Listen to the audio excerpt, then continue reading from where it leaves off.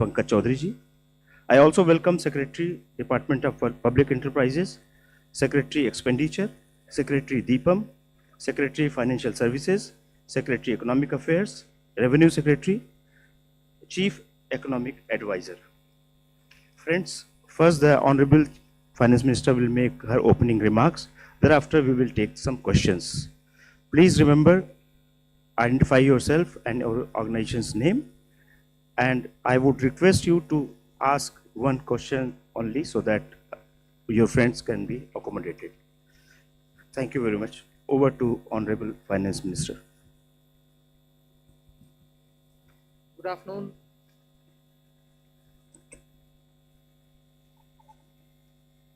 This is the customary press conference that we hold with all the secretaries. You've heard the entire budget being presented in the Parliament. So as opening remarks, I'll just highlight some of the points which we want to draw your attention to. But subsequently, of course, we'll answer all your questions. All the secretaries are here with me. So this budget being the first one, as the Honorable Prime Minister said 2 days ago, this being the first one for the second quarter of this century, also leading towards Vikasit Bharat 2047. We are laying the path and giving a push to the economy to maintain the growth momentum, and for that growth momentum or sustained economic growth, which we want to ensure, primarily we are looking at building the ecosystem with structural reforms which will go on. Reforms have been carried out. We are continuing to do the reform activities, so it will continue with an aim to make sure that we create enough environment for improving productivity and making sure employment is generated. Also, technology, 20th, 21st century, this century is completely driven by technology. So we will ensure that technology is brought in to benefit the common man, to make sure common man benefits in the sense of ease of doing living, or for his business to prosper, or for farmers for greater productivity or better logistics, whatever. So technology for benefiting every common man. And above all, with all this, inclusive development. Sabka Saath, Sabka Vikas, and that is why you heard me bringing in schemes which have good allocations for bringing better health facilities, creating a cadre of people, not cadre in that sense, but a bulk of people who can come in as health workers, paramedics, and so on, and also making sure we are able to provide dignified opportunities for Divyangjan. Mental health has also received a lot of attention. So these are the side for Vikasit Bharat and making sure Sabka Vikas hoega. But the idea is the advantage and the momentum that we gained since after COVID by increasing public capital expenditure will continue. We've announced that 12.2 lakh crores are coming through public expenditure this time.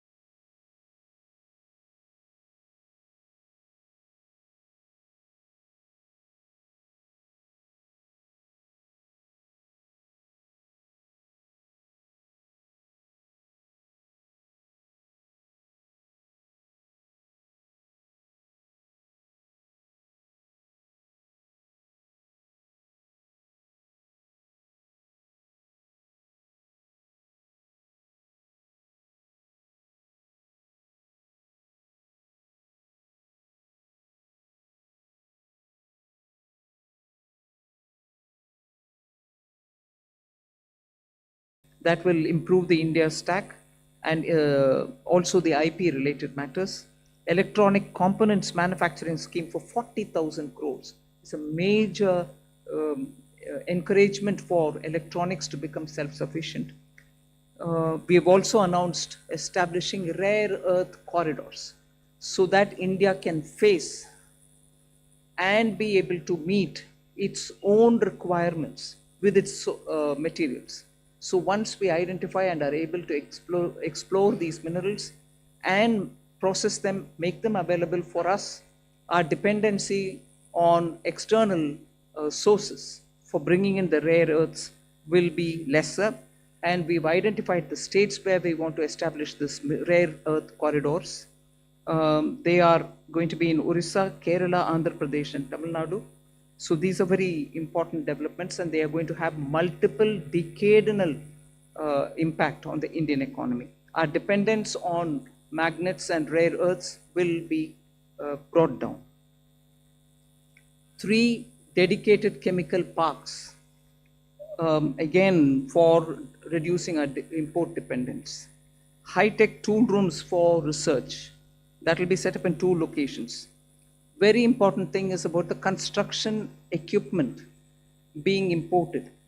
That could be for building tunnels or metros or high energy and also heavy duty equipments which we are relying on imports. We want to manufacture them in India, and that is why I said, how does it affect a common man? It affects because firefighters today have novel, new, big ticket and small, very small firefighting tools and weapons will have production in this country itself, whether they are tunnel boring or anything else. From small to big, we want to bring in those very impactful infrastructure into India. So we'll support domestic manufacturing. Then container manufacturing is another which we'll support. I think I've gone in detail talking about the textile support in various forms. One very important announcement was made, Mahatma Gandhi Gram Swaraj initiative, which will make sure khadi, handloom, handicrafts will all be brought in, and one district, one product will all be brought in this initiative, and we'll be able to support rural artisans, rural workers, and handloom weavers in those areas. Legacy industrial corridors have got saturated. Manufacturing happening there is now very constricted because they are not able to bring in newer robotics and others. So we want to upgrade these legacy industrial clusters so that they become cost competitive and efficiency comes into these places. Even more important is the champion MSMEs, small and medium industries, entrepreneurs, MSMEs, who are going to be given all the support, and 3-pronged approach is being taken up there. We are giving equity support, we are giving also liquidity support, above all professional support for them, so that MSMEs, the equity support is supported by a 10,000 crore SME fund, growth fund. Above all, we are also topping up the Self-Reliant India Fund with 2,000 crores. So MSMEs should not feel any dearth of resources for equity. Similarly, they shouldn't feel any difficulty for liquidity in their hands, because the TREADS platform will now be treated almost as a backed up, security backed up instrument with which they'll be able to discount and get their monies. For professional support, we're working with the Chartered Accountant and Cost Accountant institutes so that they can create corporate mitras who can help these MSMEs in filing their returns, doing their accounts, and so on. Above all, for youth and training, there's so much. You've heard the speech, so I won't want to take your time on it. High-powered education to employment enterprise, standing committees being formed so that they can recommend measures for service sector as a core driver of Vikasit Bharat.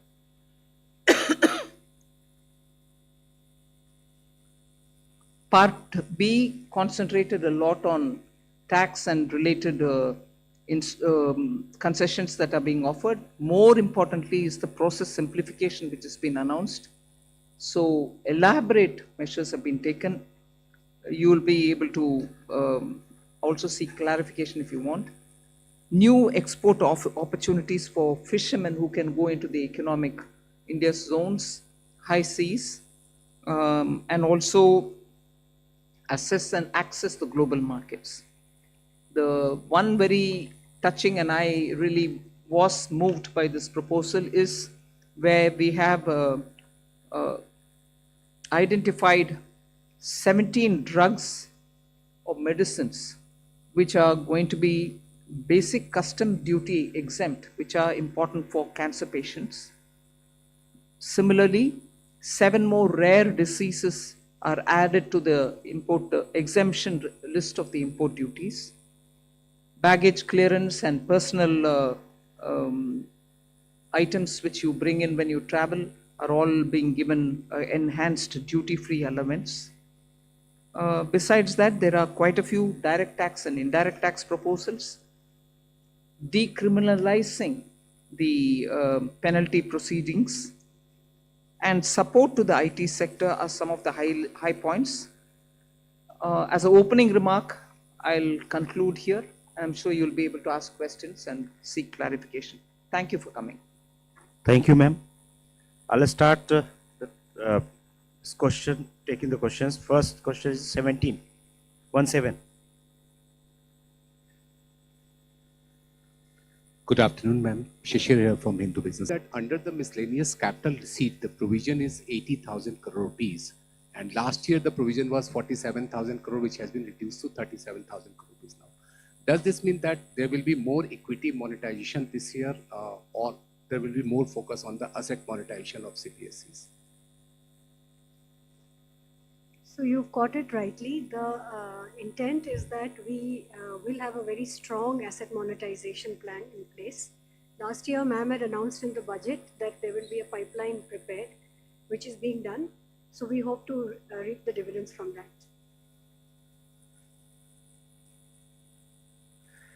238.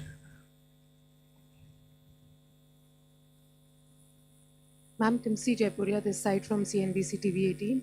I just wanted to know the rationale behind the hike in STT in futures and options.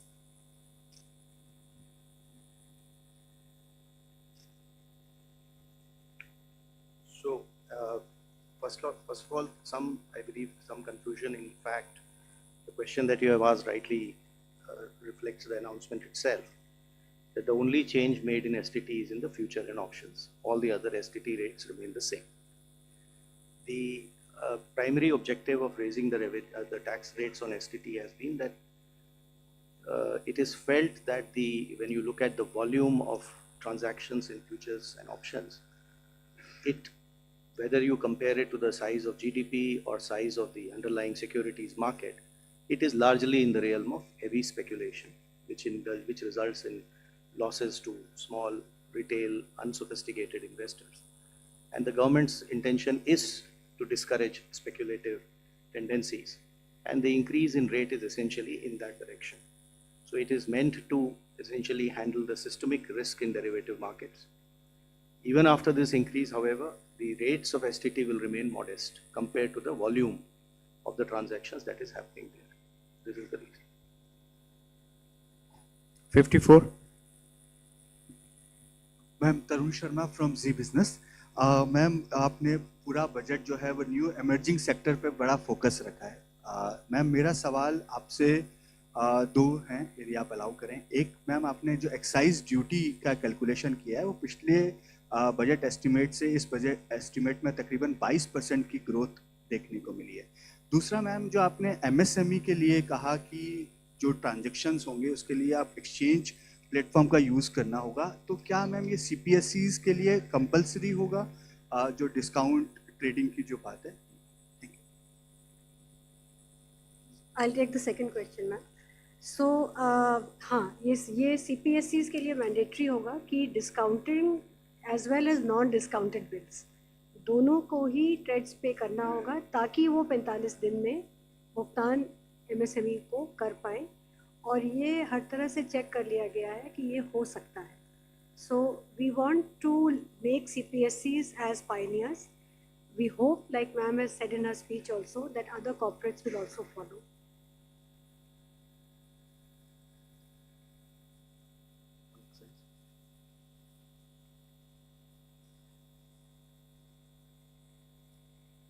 Increased by 22% from last year B to this year. Because there is a, from 1st of February, all the tobacco products have come back into excise, and all those revenues will account for the increase of the next year. 209.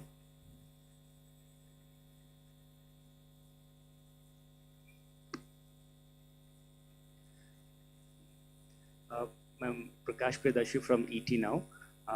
The budget has announced restructuring of PFC and REC. What will this restructuring look like? And does this also mean that these NBFC will be merged going forward? What is the later part of your question? That these NBFCs are not Will be going to? merged going forward? Yeah, I've said we are rationalizing it. You'll get to know as we go forward. We want to streamline it, and therefore we'll be taking some steps. We'll let you know the moment we decide how to go about it. 234. Hello, ma'am. Harsh Kumar from Business Standard.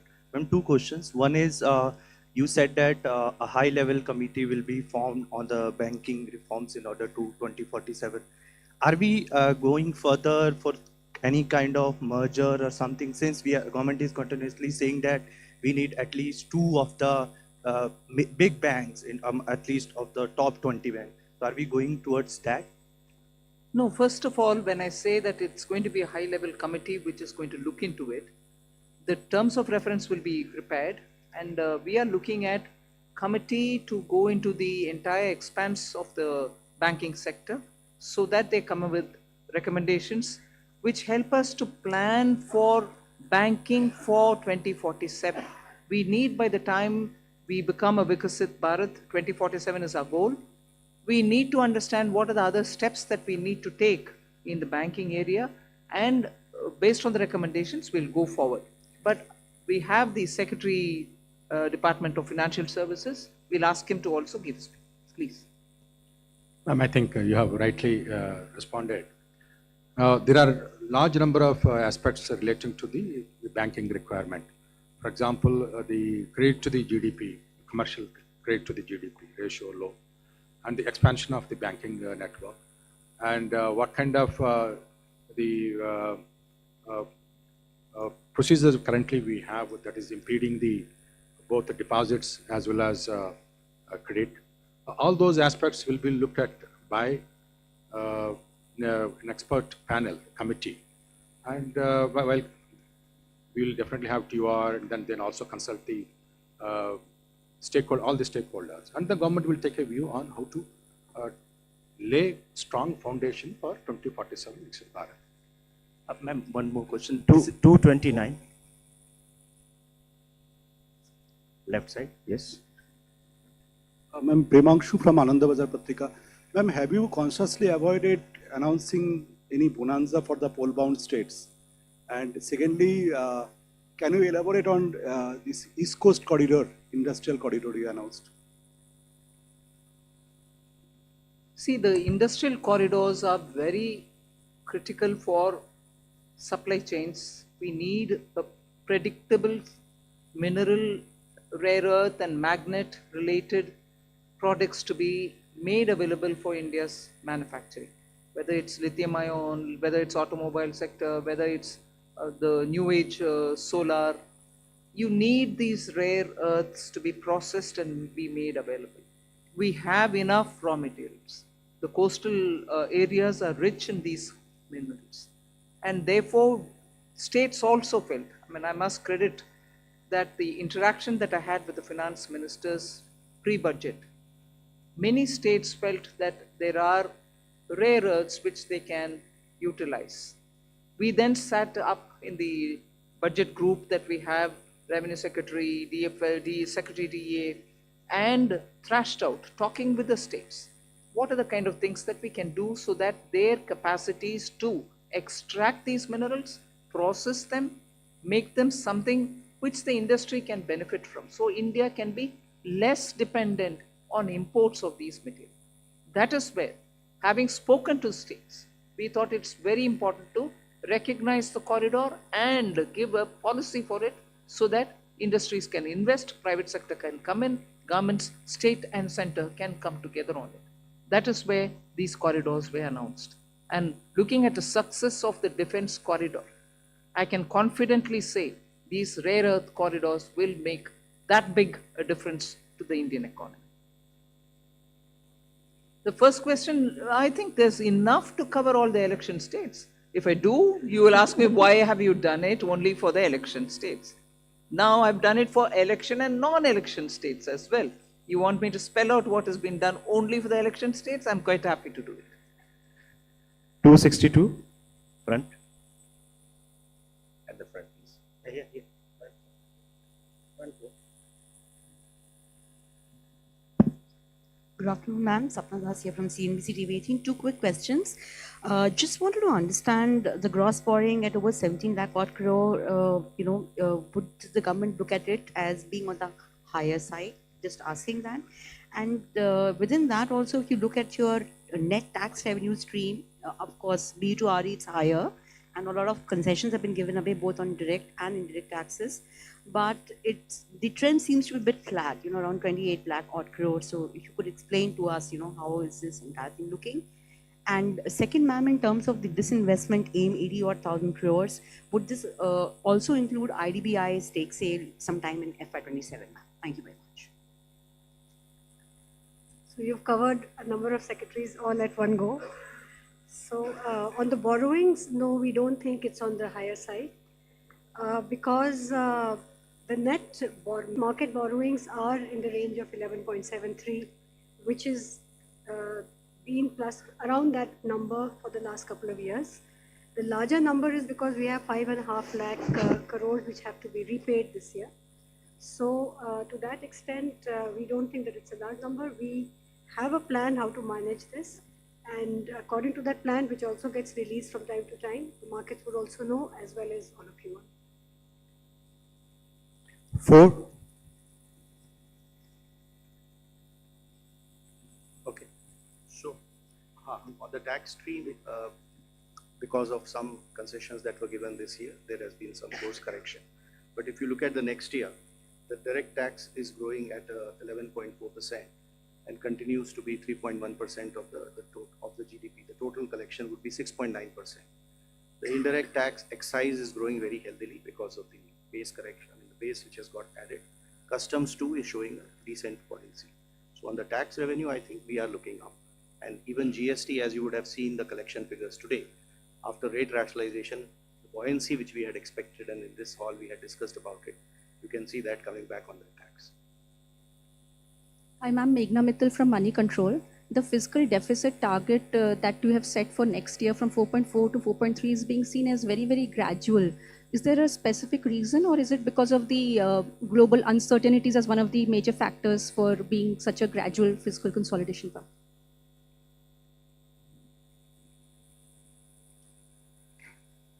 I would have thought you'll appreciate it being gradual. Because particularly fiscal, drastic changes don't go down well. One or the other section gets hurt. We will have to be gradual, but yet keep it well within that band which gives confidence, and to show that we care for fiscal prudent management. There's no point in me dropping it to, let's say, 4. It has to be steady so that the economy goes in a steady speed. So it is a responsible number and realistic number. It's not as if I wanted it to be so gradual. It is a responsible number. We should achieve it and equally not bring in any kind of turbulence anyway. Thank you. From the center flank, 190. Thank you, and congratulations on a very comprehensive budget. Before you start, I was going to look at PIB and say this side is being ignored. Yes. But good that he called you. Thank you. I'm Aprajita Saxena from CNBC International in Singapore. I'm very curious because you started talking about tech, and I want to ask a question about the ISM 2.0. There are those on the outside who say that India sort of lags when it comes to AI innovation, especially in innate innovative LLMs. Is the strategy of ISM 2.0 to sort of become part of the global value chain, or are you more positioning towards India creating its own native LLMs? Thank you. I think Kashmini Vaishnav, the minister, has been speaking extensively about this. There are several aspects of it. We want to be sure that in the semiconductor domain, we have every expertise for all those 5 major chip or modeling or the infrastructure, design, every aspect of it. So he is talking about creating abilities within capacities within the country to be able to have that kind of a infrastructure well laid out within the country. And similarly, if you're looking at the way in which our startups are working, using AI, and very clearly we have also shown a path that it is not just the large language models, but also smaller ones, medium-sized ones, which can serve the requirement of your economy. So AI in India, particularly when you have a huge demographic dividend, will have to give us results to ensure that our people have work and also the opportunities are going to be enticing enough for the youth. It cannot replace human efforts. So we are at the same time redefining for ourselves, if I may use that expression, on how to use AI, what is the capacity that we have to create, the kind of infrastructure that we have to lay in the ground for it. Equally, the products which come out of it will have to benefit our people, because our youth are revving to do more and new.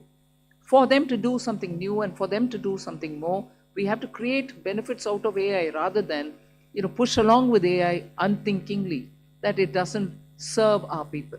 So I think these actually we have to see the semiconductor mission and the announcements related to the rare earth corridor, which ma'am talked about a few minutes ago. All of them as part of the framework that we presented a couple of days ago here on the strategic resilience part. So in fact, many elements of this ma'am's budget speech focus both on equipping us to handle the AI related technology as well as skilling the population in areas where they can be immune to some of the AI related impacts as well. So it covers both dimensions, and therefore the semiconductor mission, the rare earth corridor, and also some of the Part B announcements ma'am made about the various electronics and the manufacturing sectors were all part of the initiatives to make sure that we make ourselves strategically resilient in a very fraught global environment. 138 at the back side.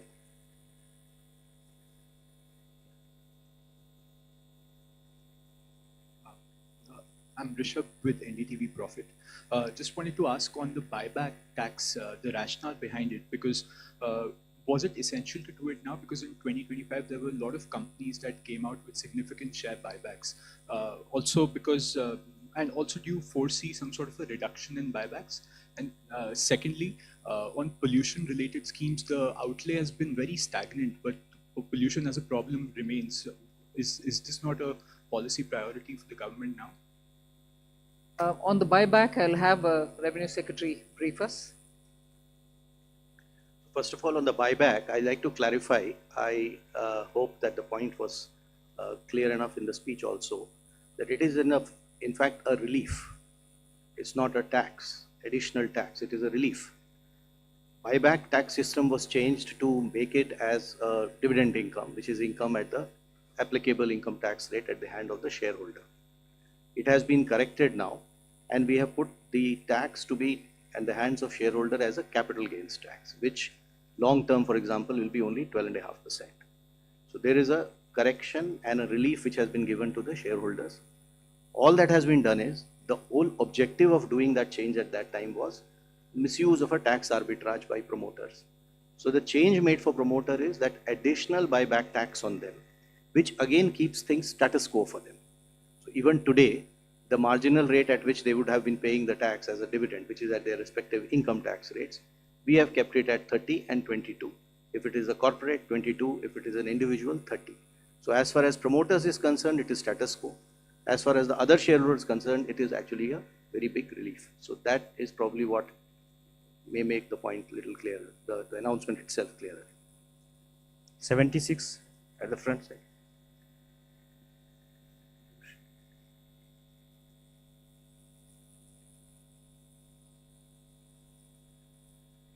So pollution is a priority with government, and not everything has to appear at the budget speech is how I would put it, ma'am.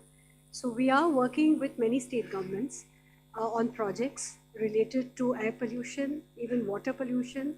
There is a significant budgetary outlay on sewage control as well as drainage. And as it was noted, you would have seen the Finance Commission recommendations also. A large portion of the Finance Commission grants to the local bodies, urban and rural, is tied to water and sanitation, particularly I would say sanitation. So pollution of all kinds remains a top priority, and there are different ways in which we are trying to tackle it. Hello, ma'am. Ma'am, I am Monica from Business Standard. Ma'am, I have two questions. Ma'am, I have two questions with regard to customs. Ma'am, in your budget speech, you said that honest taxpayers will be able to close their case and they can pay the additional amount in view of penalty. So I want to know whether this is a customs amnesty scheme, and if you can just provide the contours of this scheme. And also, ma'am, Economic Survey flagged the need for convergence between transfer pricing, which comes under income tax law, and customs valuation. But there was no mention in your budget speech. Is there any such proposal being considered by the government? Both on the direct tax and the indirect tax. This is not an amnesty scheme. This is essentially an offer given to the honest taxpayer who would otherwise, when he gets to know that he has to pay the duty, he will like to pay it. But because our laws require him to also pay a penalty on that, the negative connotation associated with being penalized, which he has to obviously disclose at some point of time, does create a situation for him or an incentive for him to rather dispute the duty, even though he may not want to do it. So the window that we are giving to the taxpayer is that you will, if you are willing to pay your tax or whatever is the duty, instead of penalty, that same amount you can pay in the form of an additional amount. So it will not be either a relief or an amnesty. At the same time, this amount that you pay will not be treated as a amount which you have paid as a penalty, and therefore that negative connotation will go away. You may have seen that there is another announcement of a similar nature on the income tax side, where when it comes to the cases of underreporting today, there is a provision under which you have to pay tax, interest on tax, and a 50% penalty. If you are willing to accept the demand and not go on appeal, you need not pay the penalty of 50%. You can go ahead and pay your tax and interest, and the matter is closed. What we have done is expanded this window and included even misreporting cases, where penalty is otherwise 200%. But there again, we are telling him that you can settle it by paying the tax, the interest on tax, and this 200% get reduced by half. You pay 100% as an additional income tax. The idea here is that if you are an honest taxpayer, accept the fact that you have to pay the duty. We will not like to brand you by using the word like penalty. That is these two windows are essentially meant to take care of those situations, which is why reference to an honest taxpayer.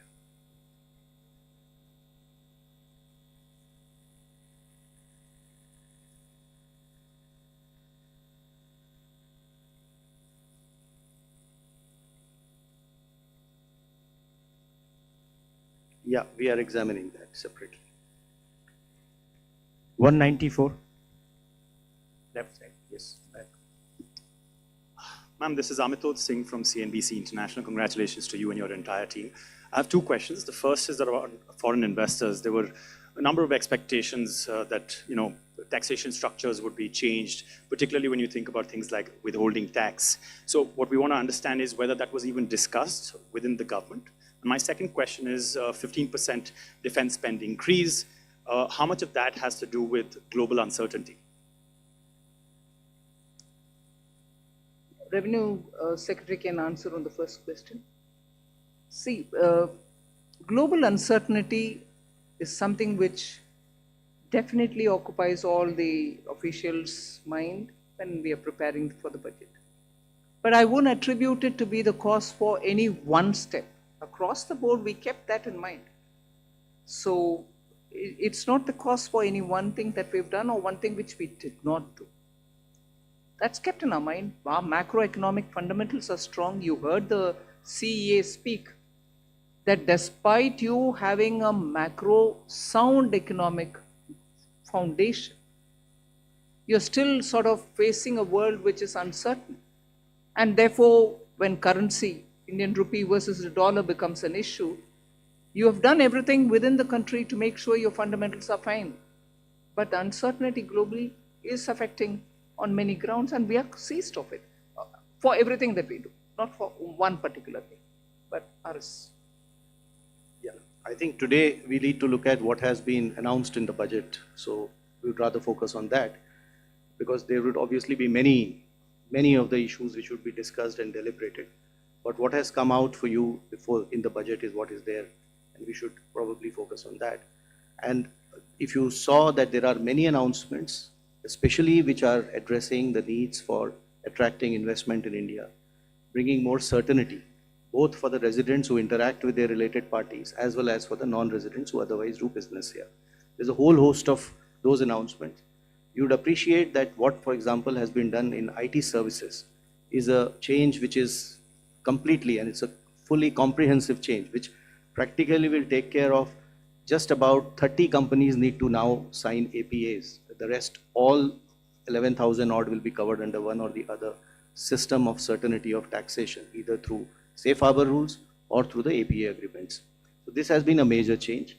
In specific sectors where we felt that the residents needed certainty, we have provided that, whether it is in the data center, whether it is in manufacturing, electronics, even for the expats, if they are going to stay here, the experts, for a longer time. On the data center, I just thought I'll take this opportunity to clarify, because there was some speculation about what has been done. The thought process in this is that a global entity which is providing a kind of cloud-based data services uses data centers all over the world to provide services to the customers. So it is very difficult to connect one-on-one as to which data center has resulted in what type of revenue. So the international entity of this nature would like to set up data services centers in India, which is a net economic plus for us, because it adds to that scale and level of economic activities. It has strategic purpose too. So the arrangement we have done is, just because that entity will set up data service centers and will use this as one of the many to provide services globally, should not become a cause of uncertainty for it that its global income will get taxed here. So that is the certainty which we are giving to it. Quite naturally, the data service center, which is located in India, will be taxed depending on the way it is positioned. And that entity will be selling its services to customers in India through a reseller entity, which again gets taxed. What we are excluding from taxation is this global entity, which is essentially doing cloud-based services, using data services centers across. And we do not want it to be deterred from enhancing its business footprint in India to provide such global services. I'll just come in to add to that point on foreign investors, to point out one or two points on the Part A side also, which are important. One is that this was this ask from AIFs for a very long time, that most AIFs in our country are formed as trusts. Their request had been for a pretty long time to consider if the LLP Act can be modified and amended to align it with the functional requirements of AIFs. That has been announced today, which is a very big sort of move forward, as it will allow them to, the amendments are going to be of such a nature that by becoming LLPs, first of all, the liability will get limited. And then there are going to be amendments which will also allow for document filing, rationalize for entry and exit of partners, and similar such things to make it easy for the AIF partners. So that's one of the announcements today. The other was the announcement on the PROIs and the relaxations given therein of how much they can invest in a company individually and together. So those limits have been significantly enhanced, and all of it has been rationalized in line with OCIs and NRIs. Other than that, the FEM NDI rules, we intend to review it for two things. One is, again, we are continuously in touch with investors. There are asks over there. So instead of doing it one by one, this shows the intent of the government to actually reach out and address the world which is interested in investing in India and make it easy for them to do so. 214. Ma'am मैं आलोक प्रियदर्शी हूँ CNBC आवाज से। Ma'am मेरा सवाल यही है कि जो सवाल STT से रिलेटेड है, सिक्योरिटी ट्रांजैक्शन टैक्स से, मैम यहाँ पे मैम जो पॉलिसी है फ्यूचर एंड ऑप्शन को लेकर सरकार की क्या पॉलिसी है, थोड़ा सा स्पष्ट करें। और दूसरा कि जो STT बढ़ाया गया है, बहुत ही जैसे रेवेन्यू सर ने कहा कि बहुत मामूली बढ़ोतरी की गई है, तो क्या इससे जो सरकार की पॉलिसी कि रिटेल इन्वेस्टर्स को ऐसे जो बहुत हाई रिस्क की इंस्ट्रूमेंट है उनमें निवेश से एक तरह से कॉशन करने की पॉलिसी है, तो क्या इससे ये मकसद हासिल होता है क्या? I'll ask the Revenue Secretary to go into the details, but आपका विषय जो मकसद के ऊपर बात कर रहे हैं ना, मैं पिछले बजट के समय में भी इसका एक्सप्लेन भी की। We are touching only the futures and options. STT otherwise बाकी सब का ट्रांजैक्शन के ऊपर कोई नहीं किया, मगर जहां स्पेकुलेशन, हिंदी में सट्टा बोलते हैं, स्पेकुलेशन ज्यादा और समटाइम्स हाईली रिस्की, क्योंकि हमें मैसेज आता है लोगों से कि इधर बहुत लॉस भी फेस कर रहे हैं लोग जिनके हाथ में इतना एक्स्ट्रा पैसा भी नहीं है जिससे वो स्पेकुलेट कर सकते हैं। So this nominal increase is purely aimed at high speculation, only to deter them. मकसद बोल रहे हैं, हाँ, उनको थोड़ा डिस्करेज करने के लिए। हम इसके खिलाफ नहीं है, जरूर एक्टिविटी जो होता है उसका रेस्पेक्ट करते हैं, मगर इतने लॉस और इतने छोटे छोटे लोग का लॉस को सरकार देखकर कैसे आप चुप रह सकते हो? डिटर करो थोड़ा उसको पीछे हटने के लिए, बस उतना ही। So the tax is only one element of the kind of supplementing or supporting that policy, which is what I explained before. In as far as the rest of what and how this market will be for the market regulator to respond better on that aspect. 67 from the center. I'm Pallavi from CNN News 18. Little political question because the reactions are coming in from the opposition parties. Rahul Gandhi specifically says that the budget has failed to go in for a course correction and that it not address the real concerns of the country. With due respects, I don't know what course correction he is referring to. Economy and its fundamentals are strong. Global uncertainty is facing many of our sectors for whom we have brought in so many different schemes for those small and medium enterprises, for textiles, for leather, for shoe uppers, for people who are working in the rural areas, schemes for benefiting them, for even the farmer and value addition, for women entrepreneurs who are chote groups, self-help entrepreneurs, the she marts that we've come up with. These are ways in which we are reaching out to the common small people to make sure that they don't have to face big changes in their life because of any volatility coming from outside. They could be contributing to exporting small things, but different uncertainties can affect them equally. Many of them have been shown as successful because you see when you go there, Lakpati Divis is a fantastic difference made to women in the rural areas. Now we are bringing them together to sell their wares. Are these not measures through which we are reaching out for the poor, the small, those in a difficult terrain or in rural areas? And with all this, the fundamentals of the economy remain strong. And that has come out even in the economic survey. So, well, politically you want to criticize, you're welcome, please do it. But if you want to give me the facts on which you're basing your argument, I'm willing to hear and willing to reply to that. 16. The center.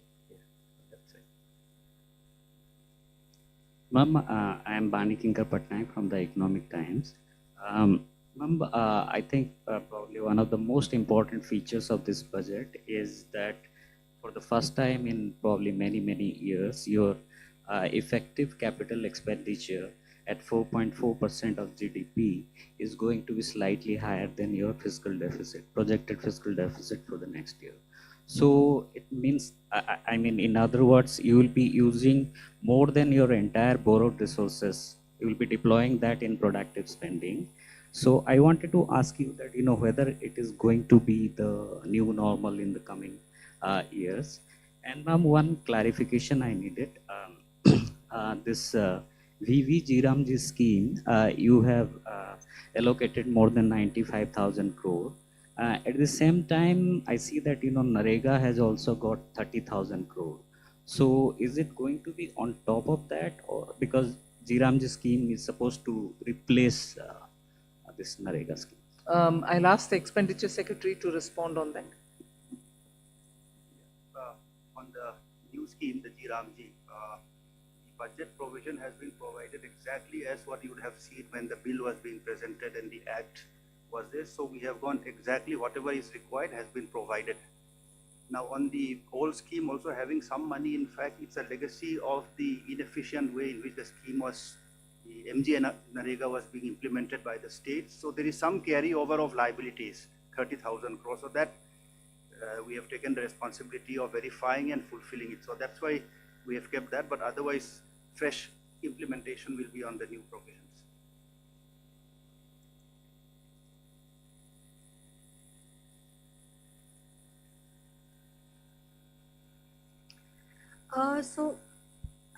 I would say that the fact that we have an annual budget means that we review everything annually. So I will leave it at that. We have done our fiscal math, and I think we come with a certain credibility on the fisc that we are confident of meeting, and while adhering to our commitment to higher capex. And fiscal deficit financing, as we have always done, is through a mix of market borrowings as well as NSSF. So that will continue. So there's not many major changes like that. Thank you. 37 at the back, yeah. Hi ma'am, this is Shrimi Chaudhary from NDTV Profit. Just wanted to understand that this one-time foreign asset disclosure scheme, how that will be different from the similar scheme in the past, and if you could elaborate a contour of that, and also is there any estimation of undisclosed foreign assets being done by the department? So this scheme is meant, first of all, for small taxpayers. There is a ceiling of the amount that can be disclosed. This window was provided for the first 3 months when the act was brought in, the BMA Act, and that time people utilized it. What has been found is that there are many small taxpayers who, because of their ignorance, etc., have not been able to do proper disclosures. So this window is being given as a one-time 6-month window for such small taxpayers, the list of which some idea of who they are has been given in the budget speech also. So there are two streams in this window. One is of the people who have paid their tax, the income is disclosed and is quite transparently known. All that they failed to do is they were not able to disclose the asset, foreign asset that they had because of that. Which means they will be able to prove that the income was put to tax. However, the asset was not, just the only thing they did not do is they did not disclose it in their returns to the income tax department. So this is the window B, where we are saying that if you have a foreign asset of up to 5 crores, you can pay a fine of 1 lakh rupees, which today under the act would have entailed them a fine of 10 lakh, a penalty of 10 lakh rupees and prosecution. So you will get both immunity from penalty and prosecution, and you can declare those assets. This is category B. There would also be category of people who may not have been able to or have not properly disclosed their income. This is the category A, for which this limit is 1 crore rupees. So 1 crore rupees of foreign asset or income, if they have not disclosed, then they can disclose it during this window. In this case, however, they will have to pay the tax as well as 30% tax and then 30% additional tax on top of that, and a certain amount of interest. Again, they will get immunity from penalty and prosecution. The idea is to essentially help those NRIs, returning NRIs, students, some professionals, people who have gone out, people who may have got ESOPs, any kind of such assets that they may have outside. They'll be able to disclose it and be able to protect themselves against penalty and prosecution and come clean. And it has been structured in a manner that it addresses only small assets, and secondly, it is something which will be helping them to also, get away from all the procedural problems of penalty and prosecution. 25. Hello, ma'am. Ruchika Chitravanshi from Business Standard. Ma'am, while you have stated that global uncertainty was playing on the minds of officials across the board, if I may ask you, what was the one challenge that you were trying to address, or economic concern that you were trying to address in this budget? And we said global uncertainties play in the minds of all the officials. It is a truth that all of us are watching, that global uncertainties are really of the magnitude that we've never seen before. So naturally, we had to assess for ourselves the various ways in which these uncertainties are playing out. So all of them are equally important. 243.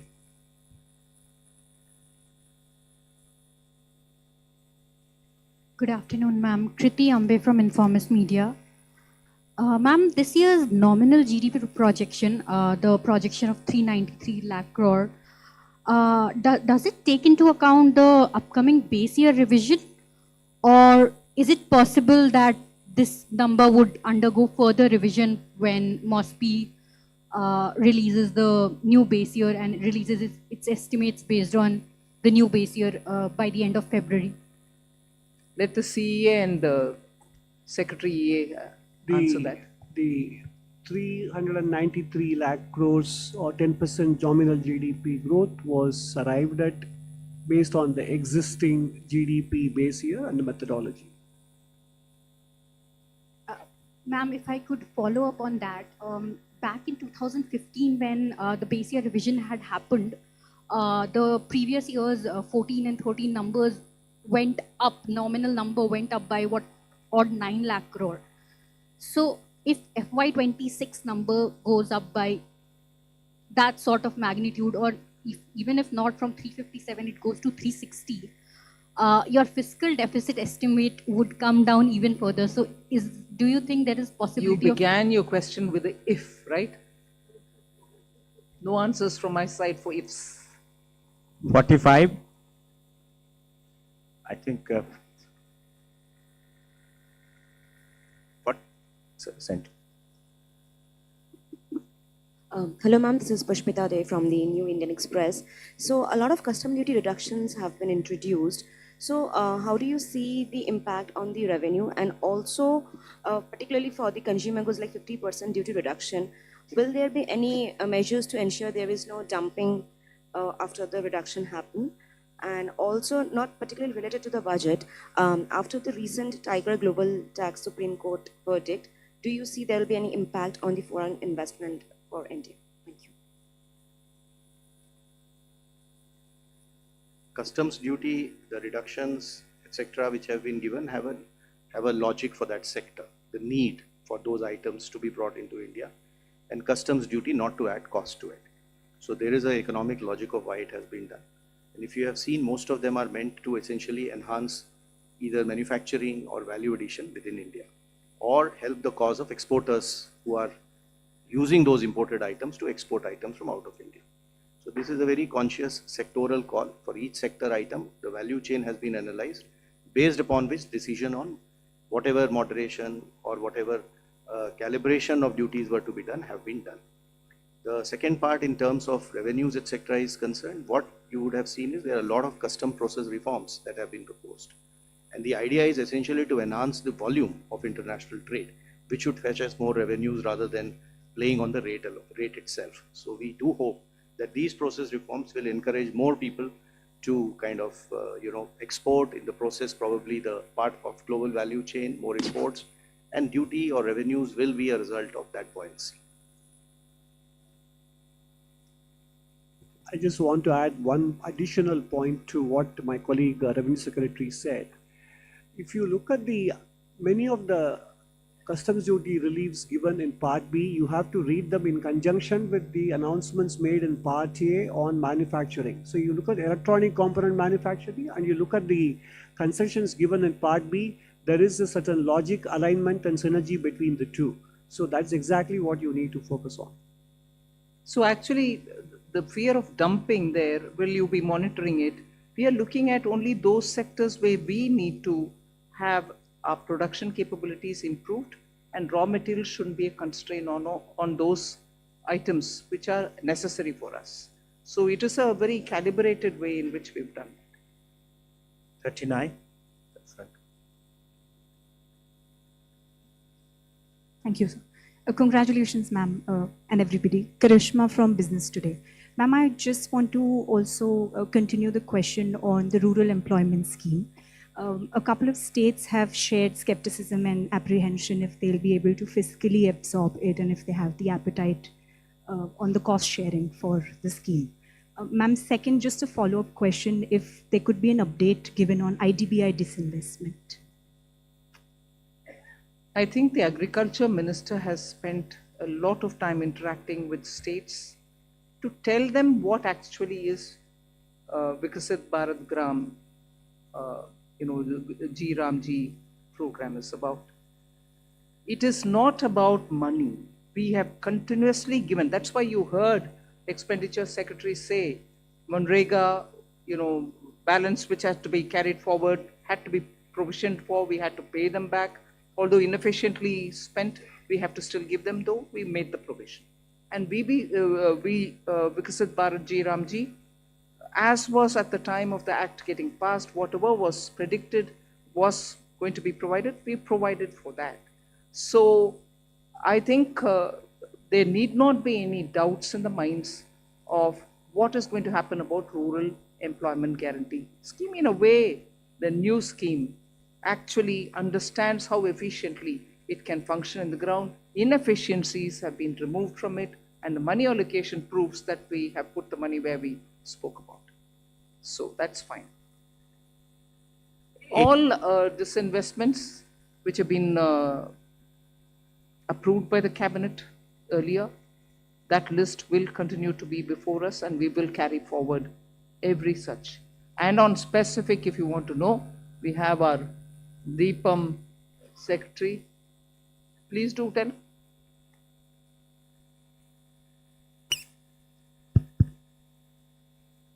I think one thing we whatever in principle approvals we have obtained for both disinvestment and closures, say about 50 of them, half of them have already been completed, which means about 12 closures and 13 strategic disinvestment transactions.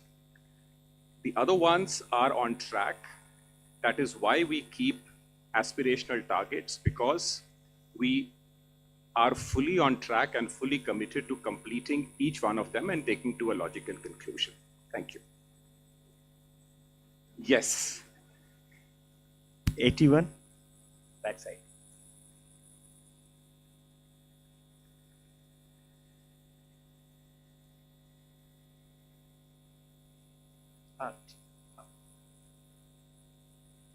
नमस्ते, मैं Krishna Mohan Sharma, Bharat express से। मेरे दो छोटे छोटे सवाल हैं।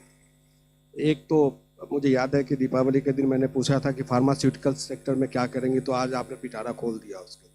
I am very happy. दूसरा सवाल मैम ये है मैम कि यूनिवर्सिटी टाउनशिप बनाने की आपने 5 बात की, क्योंकि डेवलप्ड इंडिया के लिए बहुत ज़रूरी है। लेकिन प्राइमरी एजुकेशन और सेकेंडरी एजुकेशन, जो कि हमारे बैकबोन है ग्रोथ का भारत के लिए, उसके लिए इसमें क्या है? और दूसरा, अभी मैं एक शो करके आया हूँ, उसमें लोग पूछ रहे थे कि मिडिल क्लास के लिए बजट में क्या है, बजट में क्या है?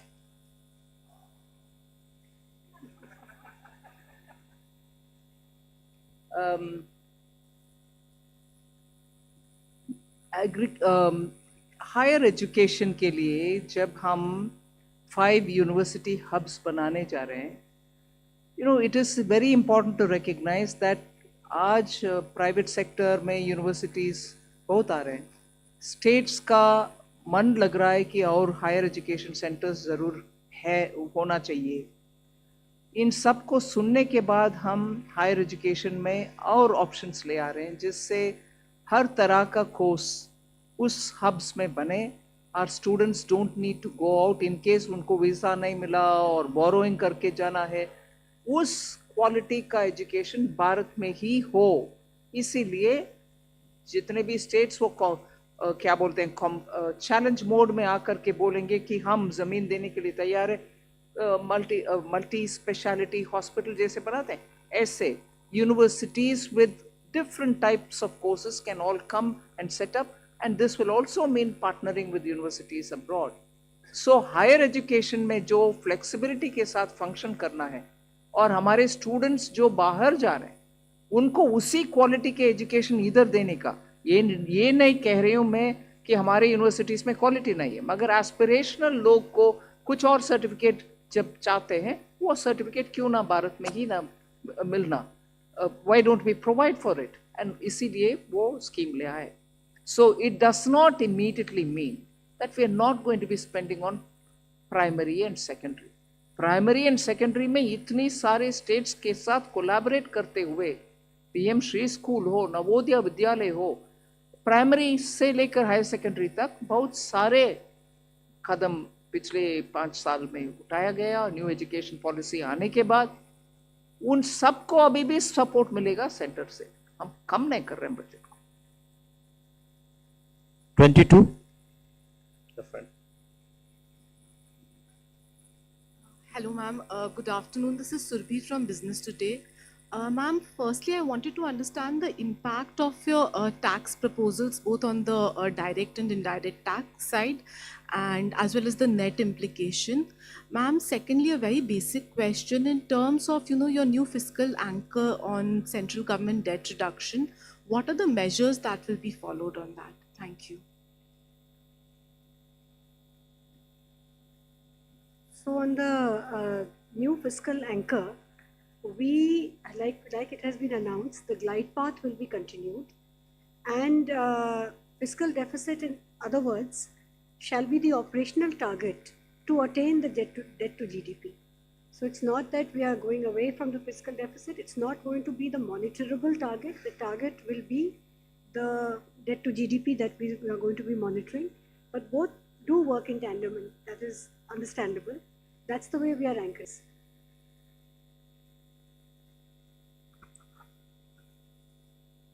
So I have already explained the growth rates for the tax the next year.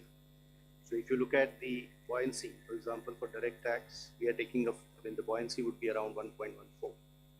So which shows that we expect that with all these reforms, the tax growth should become and would be growing at a rate faster than that of the economy itself. So we do expect the tax income, the tax revenues to be sufficiently buoyant in the coming year. 46. This side, left. Ma'am, this is Priyansh from Money Control. I have 2 questions. One is on the GST. So the GST numbers that the target for FY27 is 2.5% lower than this year's target. So although there has been, this is due to the reduction in rates, but when can we expect the growth to be in the positive territory? And second question on the nominal GDP number, have you taken under consideration the conclusion of the trade deal with US on the nominal GDP? And if it is concluded, can it be higher?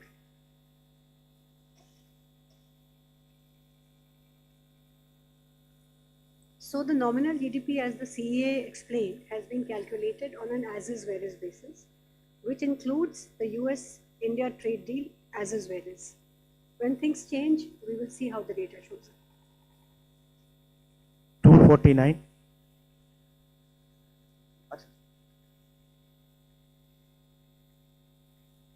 GST revenues, what is the question? Can you repeat it? No. You will have to account the fact that compensation cess is not going to be there the next year.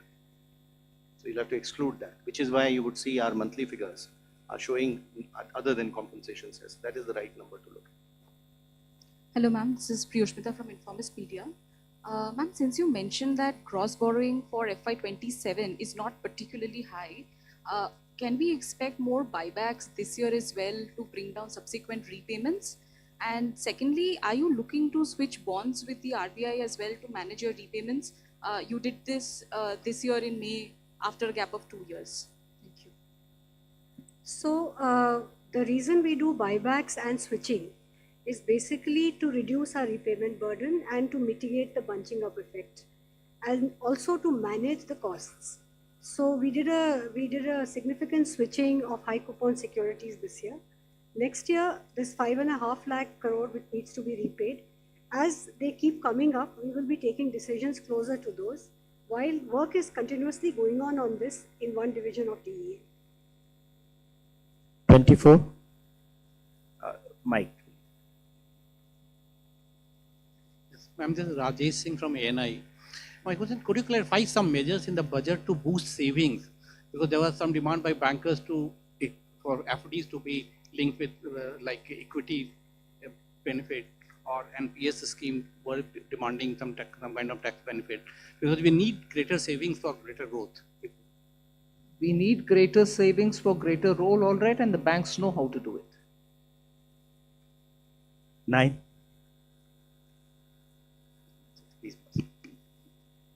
Hi, this is Adija from Money Control. I had two questions. One was on the fact that the economic survey had also raised some concerns about states' fiscal health and their borrowing, putting pressure on the sovereign borrowing rates also. I just wanted to understand, has the center thought about how do we want to tackle this with the states, because we are targeting a debt to GDP ratio, but we know overall debt to GDP ratio is the anchor that most global agencies look at and ideally needs to be looked at. Second, my question was on the FEMA rule changes. I just wanted to understand with the interaction with the investors or, the stakeholders, globally, what are the kind of demands or what are the kind of requests that are coming in, especially amid the status when it comes to foreign investor outflows. So what are we looking at, if we've thought about anything yet? We're talking with states about their borrowing can only be done as a nudge conversation. Beyond that, the center cannot do. Equally, if you look at it, the center is also under Article 293(3), duty bound to make sure that the borrowings of the states are also monitored in a way. We can't curb them, but beyond their FRBM, we can sit with them and have a conversation. But I think largely states understand their duty under the FRBM Act. So I'll leave it there, you understand. But on this question, the next question, the NDA. So on the NDI rules, there is a whole bunch of suggestions that we've got, but it's not like a review has started and a serious public consultation in a structured way started. So there have been, I don't remember from the top of my head, but some things on the definition of FDI itself, some investors have raised. And there are other such things, but when we like ma'am has announced today that a review will be taken place. So when we start the process formally, there will be formal interactions with investors and we'll take it forward. 237, third row. इसके बाद दो लोग बचे हैं. Last 2 questions after this. I'm Nikunj Hori from Reuters. Ma'am, I have 2 questions. One on your announcement on exempting foreign companies that provide capital assets or equipments to contract manufacturers. They have been given a 5-year exemption. So will that help the likes of Apple and Samsung that have been ramping up production in India but face some tax uncertainty? And second, on the tax holiday for data centers, would that be extended to existing companies that have existing foreign companies that have data centers? And lastly, there was a suggestion in the economic survey. I want to ask you whether the government would look at implementing it on diluting government stake in listed public sector companies. It suggested that you amend the definition of a government company through Companies Act and then lower your stake. So will that be given a serious thought? Thank you.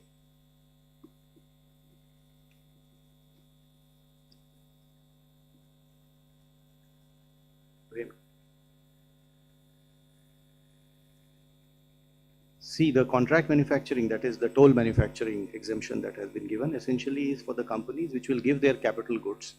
There will be no transaction, there will be no sale, no lease.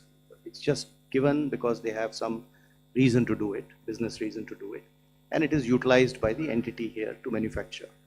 So this will be in a bonded zone, customs bonded zone.